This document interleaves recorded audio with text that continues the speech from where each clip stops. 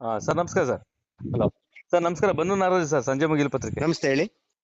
Sir ಏನಿಲ್ಲ, T ನರಸೀಪುರದಿಂದ ಹಾ ಒಂದು 7 ಗಂಟೆಗೆ ಒಂದು ಗಾಡಿ ಇತ್ತು ಸರ್ ಬನ್ನೂರಿಗೆ. ಅದು ಹಾ ಆಲ್ಟಿಂಗ್ ಗಾಡಿ.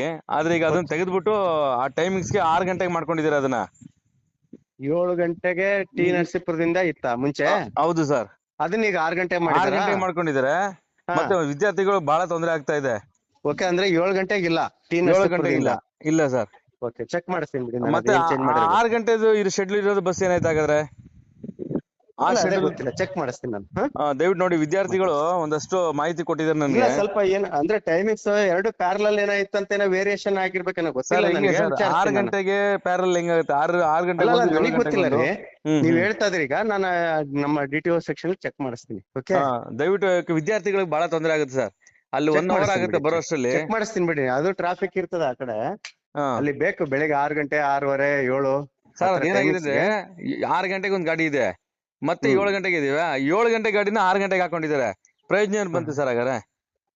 ಅಲ್ಲ, ನನಗ್ ಪ್ರಯೋಜನ ಬಂತಂತಿಲ್ರಿ, ನನಗೆ ಗೊತ್ತೇ ಇಲ್ಲ. ನೀವ್ ಹೇಳ್ತಾ ಇದ್ರಲ್ಲ ವಿಚಾರ, ಚೆಕ್ ಮಾಡಿಸ್ತೀನಿ ಅಂತ ಹೇಳ್ತಾ ಇದೀನಲ್ಲ. ಓಕೆ. ಈಗ 6 ಗಂಟೆಗೆ ಒಂದ್ ಗಾಡಿ ಇದೆ ತಾನೇ ಈಗ? ಹೌದು, ಫಸ್ಟ್ ಗಾಡಿ ಎಲ್ಲಾ ಕಡೆ ಇರುತ್ತಲ್ಲ ಸರ್ ಅದು. 6 ಗಂಟೆಗಿದೆ. ನೆಕ್ಸ್ಟ್ ಎಷ್ಟು ಗಂಟೆಗಿದೆ? 7 ಆಯ್ತಾ? 7 ಗಂಟೆಗೆ ಇತ್ತು, ಅದನ್ನ ಕ್ಯಾನ್ಸಲ್ ಮಾಡಿ ಅದೇ ರಿಪೋರ್ಟ್ ನ 6 ಗಂಟೆಗೆ ಹಾಕೊಂಡಿದ್ದಾರೆ. ಓಕೆ, ಚೆಕ್ ಮಾಡಿಸ್ತೀನಿ ಬಿಡಿ. Okay sir, thank you.